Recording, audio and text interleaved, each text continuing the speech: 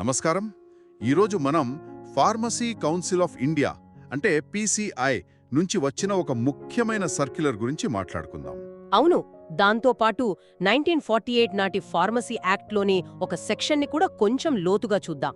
అసలు ఈ సర్క్యులర్ ఇప్పుడెందుకు వచ్చింది? ఈ రిజిస్టర్డ్ ఫార్మసిస్ట్ల డేటా అంతా ఎందుకు ఇంత ఇంపార్టెంట్ అయిందంటారు? దీని వెనక పెద్ద కథే ఉంది.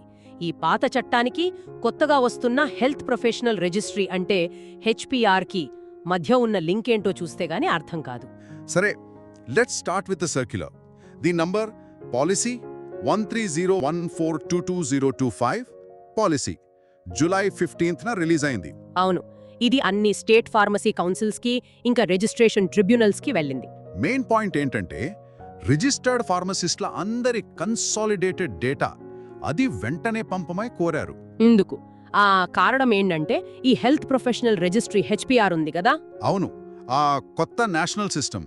అందులోకి ఫార్మసిస్ట్స్ని ఆన్బోర్డ్ చేసే ప్రాసెస్ని అంటే సులభతరం చేయడానికి ఇంకా వేగవంతం చేయడానికి ఈ డేటా కావాలట.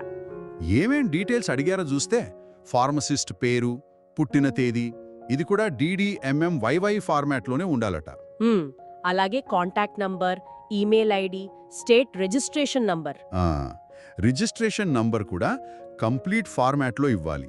ఉదాహరణకి REG 2456123 లాగా, జస్ట్ 1234 అని కాదు. అవును, అది ఇంపార్టెంట్. ఇంకా basic qualification, registration certificate, validity dates, from and to dates రెండు DDMMYY ఫార్మాట్లోనే. ఇవన్నీ అన్ని మ్యాండేటరీ అంటున్నారు. ఎక్సెల్ ఫార్మాట్లో పంపాలి అన్ని డీటెయిల్స్. డెడ్ లైన్ కూడా ఇచ్చారు. జూలై 31, 2025 లోపు పంపాలి.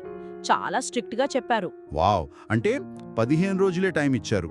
స్టేట్ కౌన్సిల్స్కి ఇది పెద్ద టాస్క్ కదా. అదే కదా, ఇంత డేటా ఇంత తక్కువ టైంలో ఇవ్వాలంటే అసలు ఈ డేటా ఎందుకింత ముఖ్యం అంటే స్టేట్ కౌన్సిల్స్ దగ్గర ఎలాగూ ఉంటుంది కదా ఈ ఇన్ఫర్మేషన్. ఇక్కడే అసలు పాయింట్ ఉంది. దీనికి సమాధానం మనకు ఫార్మసీ యాక్ట్ 1948లో దొరుకుతుంది. అందులో section 15A. Section 15A, okay. దాని ప్రకారం ఏంటి? అదే చాలా ఇంట్రెస్టింగ్ విషయం ఏంటంటే ఈ సెక్షన్ ప్రకారం సెంట్రల్ కౌన్సిల్ అంటే పీసీఐ ఒక సెంట్రల్ రిజిస్టర్ ఆఫ్ ఫార్మసిస్ట్స్ ని మెయింటైన్ చెయ్యాలి. ఇది చట్టపరమైన బాధ్యత.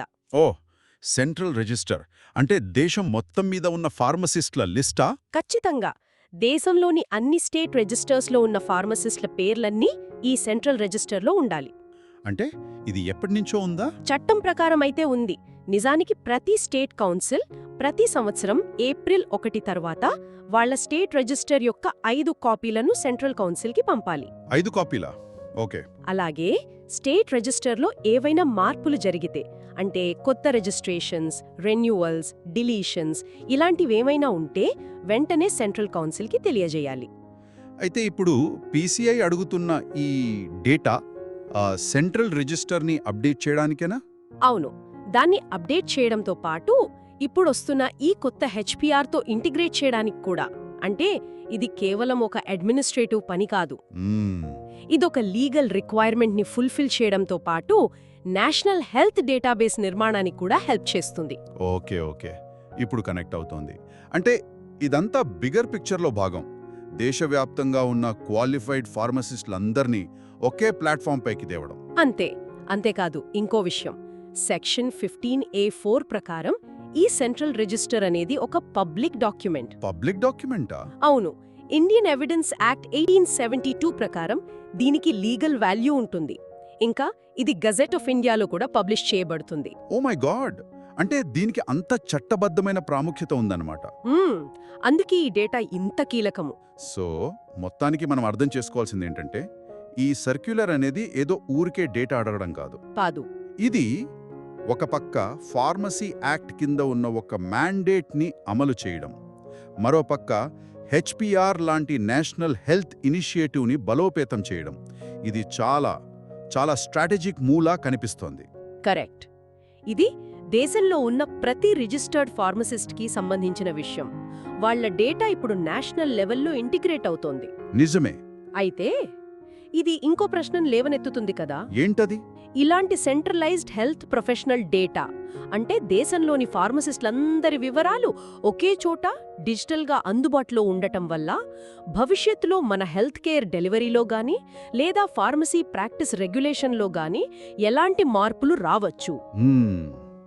మంచి పాయింట్. దీని లాంగ్ టర్మ్ ఇంప్లికేషన్స్ ఏమై ఉంటాయి? ఇది ఖచ్చితంగా ఆలోచించాల్సిన విషయం.